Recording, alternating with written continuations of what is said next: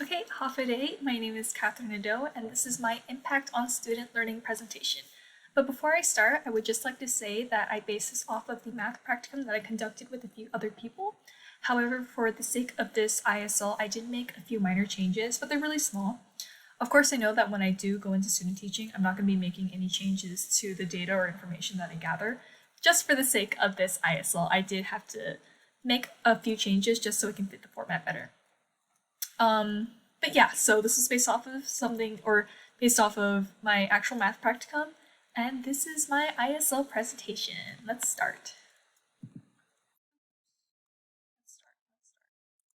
Okay, so this is our agenda. First, I will be going over the school information details, the SLOs, the student demographics, the teaching strategies, followed by the classroom management techniques. Then we're going to go into the in-test standards, in which I chose standards 3 and 6. Next, we will go straight into the mathematics lesson, followed by the pre and post assessments and the reflection. Okay, so to start off, the school that I went to was Juan M. Guerrero Elementary School. It is a public elementary school teaching, it teaches from kindergarten all the way to the 5th grade. It's located in Nadeau, and it is the home of the Dolphins. The class that I went to was Miss Rose Bloss's 2nd grade class. It consisted of 7 to 8-year-olds since their 2nd grade. It was room 17, and it was during 2nd quarter, and it lasted, or the lesson lasted for 1 week. So this is the SLOs of Juan M. Guerrero, its team: technology literate, effective communicators, academically successful, and model citizens. For this lesson, I only made use of the EAM, just because the students didn't make use of technology during this lesson. Or the lesson was taught using technology, but they themselves didn't actually partake in using it. So on to the student demographics. So there was a total of 19 students, 8 female, 11 males. 11 of them were ELL learners, so that is more than half. We had 1 student in the gifted and talented program, and 2 students under special education. As for the ethnicities, we had 3 Filipino, 5 Chamorro, 4 Portuguese, 2 Pohnpeians, and 5 other that would be considered mixed or outer islanders, such as Palawan. So as for the pedagogy / teaching strategies, I will get more into that in the actual ISL slides, but just to cover briefly, I used differentiated instruction, which included modeling, visuals, hands-on activities, group work, and individual work. You can see here on the right, I had a turkey count worksheet, which was individual work, and then a group activity, which had to do with a butcher paper assignment that you can see over here as well. Moving into classroom management techniques. So one way that I got the students' attention was by using the class technique, in which, I'll play the video, but when this is available on the PDF, I don't think you'll be able to watch the video directly from the slides. I think it leads to a link. And also, I'm recording this on Screencast-O-Matic, and it doesn't let me take in the audio. Yeah, okay, you can't hear anything. But basically, I would say class, and the students would respond with yes, yes. And yeah, so that's what we're doing here. Okay, so that was a way to get the students' attention, especially if they're getting too rowdy or if we're transitioning into another lesson or another part of the lesson. Next is the thumbs up, thumbs sideways, and thumbs down. So this was a way to check for understanding. Throughout the lesson, like every now and then, I would periodically ask students to show me their thumbs. Thumbs up would mean that they 100% understand what I'm saying, what I'm teaching. Thumbs sideways mean they mostly get it, but they're still not completely sure. And thumbs down would mean that they really have no idea what they're learning. And so throughout the lesson, I would ask for their thumbs. So this is a way for not only me to gauge their understanding and see where they're at, but also for themselves to sort of self-reflect and see if they do understand what I'm teaching. And for the most part, I did have some students that were honest with me and would give me a thumb sideways if they didn't understand, which was great because they were being honest. I would be able to go back to what I was teaching and maybe go through things more slowly and give more examples. And then I would give wait time to students. So here I am teaching my lesson, And I would ask students to like give me a number to continue the lesson, but instead of having students just shout out the numbers because they like to do that, I would have them just, be silent and think of a number first. And after I made sure that everyone thought of a number and everyone had it, I would then call in the student and ask them to give me a number for the problem. And this was super helpful because, instead of students just blurting out what they think or just calling on a student, they would actually have time to think about what they wanted to say, which of course is the point of wait time. Okay, so moving on to the in-task standards, I went with in-task standard number 3, which is the learning environments. So the teacher works with others to create environments that support individual and collaborative learning and that encourage positive social interaction, active engagement in learning, and self-motivation. So I went with standard 3.D, which is the teacher manages the learning environment to actively and equitably engage learners by organizing, allocating, and coordinating the resources of time, space, and learners' attention. So you'll see more in the ISL slides, but my team and I worked hard to sort of make the most use of the time that we did have because we really weren't there for as long as we could have been. But we made sure to keep everything organized and have like a set time for all of this stuff. And for the most part, it did work, and we did manage to get student engagement and manage the classroom. Next is in task standard 6. I went with 6B, which is the teacher designs assessments that match learning objectives with assessment methods and minimizes sources of bias that can distort assessment results. So we use different forms of assessment. Aside from the pre and post test, we had more low stakes assessments just so we can get an idea of where the students are at with their learning, and it did match our learning objectives. And I think for the most part, I would say that we did try our best to reach our assessments did meet the learning objectives. And now we will move on to our actual impact on student learning. So I taught mathematics with addition using number stacking. So these were our learning or lesson objectives. So in this lesson, students will be able to solve problems that require stacking double numbers, solve two-step addition problems that involve carrying numbers, understand the relationships between numbers and how quantities relate to one another, and understand the reasoning behind aligning numbers in the ones, tenths, and hundredths place.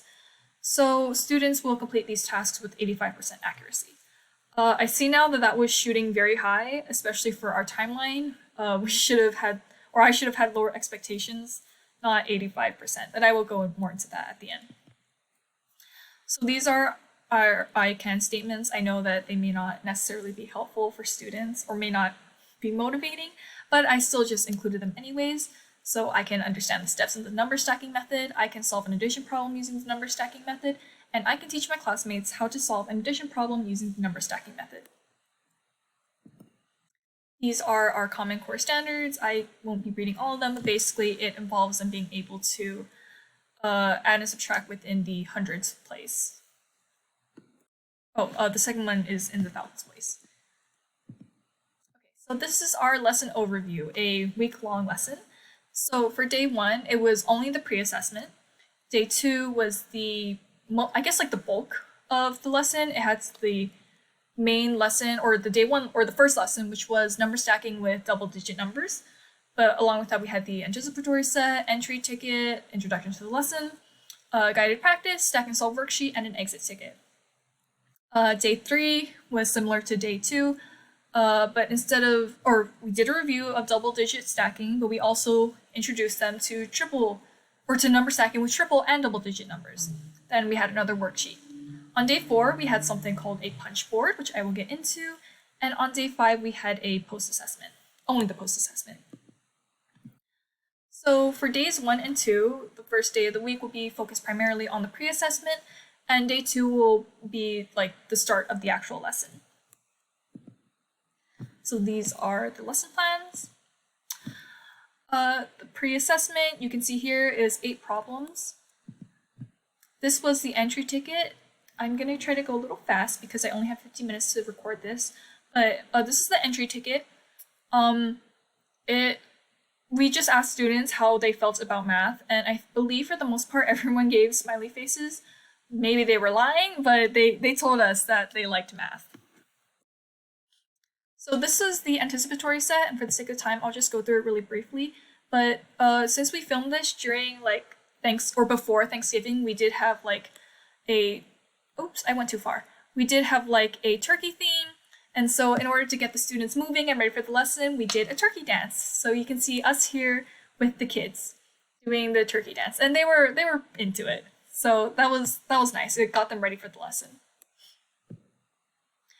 And then this was the main lesson. Here I am teaching number stacking with double-digit numbers. So I don't know where it starts. Okay, so here you can see the students actually already learned how to add double-digit numbers, but the way they learned it was only using manipulatives. So the point of our lesson was to teach them how to stack the numbers instead and then add it from there. So from here, I am using manipulatives just to sort of go over what they already know before I go deeper into the lesson. So let me speed it up a little bit. Okay, yes. So after that, after I went over the manipulatives again, I just quickly went over, or not quickly, but I went over the how to actually stack them. So we gave them the number horizontally, and then we stacked it together. I showed them how to stack it. And then we had solving problems in groups. So this was our group activity. I broke the class into 5 different groups, and then I gave each group a sheet of butcher paper with 2 problems on it, and they would work on the problems together. This is the stack and solve worksheet that they were given. They basically just had to stack the problem, and again, it's turkey theme for Thanksgiving. And then an exit ticket where they just had to talk about how they felt about today's lesson. And again, maybe they were lying, but for the most part, they said that they liked it. So for days 3, 4, and 5, they go into the next lesson before, with a few more low stakes assessments before they take the post-test. So this is our lesson plan. So here's number stacking with triple digit numbers. Yeah, they basically did the same thing, except this time since they already know how to stack the numbers, we just went straight into actually stacking it, as opposed to like having them stack it themselves, because on the pre and post assessment, the numbers are already stacked for them. This is another worksheet we had. And then a punch board, which was an activity that they seemed to really enjoy. Basically, the board had like several cups on them, and each cup was covered in paper, and students would come up 2 at a time, punch the cups, and reveal what's inside, which would be a number. So the students would, 2 at a time, they would take the numbers that they punched, and then we would add it together as a class. And so this kind of helped students actually interact with their learning and get them more involved. And I would say it helped. I would think it helped. So this is our post-assessment. So this was our pre-assessment graph. As you can see, we had a class average of 38%. I believe everyone was here that day. 4 students, as you can see, got nothing correct. And this is our just as a reminder, this is out of 8 problems, so you can see it here. We had a class average of 54%, and I know that doesn't look great, but I believe that if we had more time to work with the students, then it could have been better. Let's go to the next one. As an anomaly, you can see that there's a student right here that had 0 growth. They got 4 problems in the pre-test and 4 problems in the post-test. Of course, if I had more time, I would have really liked to, go back to it and just refresh on it and sort of try new methods that would help them learn a little better.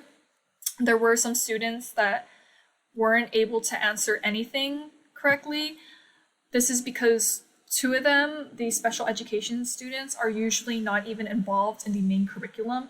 So this was kind of like their first time actually doing everything that their peers were doing. I also had a student that had absolutely no foundation when it came to math. He had never been in school before, so he was not only new to the classroom, but new to school in general. He couldn't even write his numbers. I was working closely with him, and he was really trying, but he just couldn't do it. So of course, like I said, if this was any other time, then it would have been really nice to be able to go over it with him separately. So just to reflect, and I am almost out of time, but lesson planning was probably the most difficult aspect of this. Actually teaching the students was a wonderful experience that I really did enjoy, being able to go into the classroom and being able to teach them. This ISL itself was also super helpful because it helped me to sort things out and get me a better understanding of what to expect for student teaching. And I think I am all out of time. Thank you.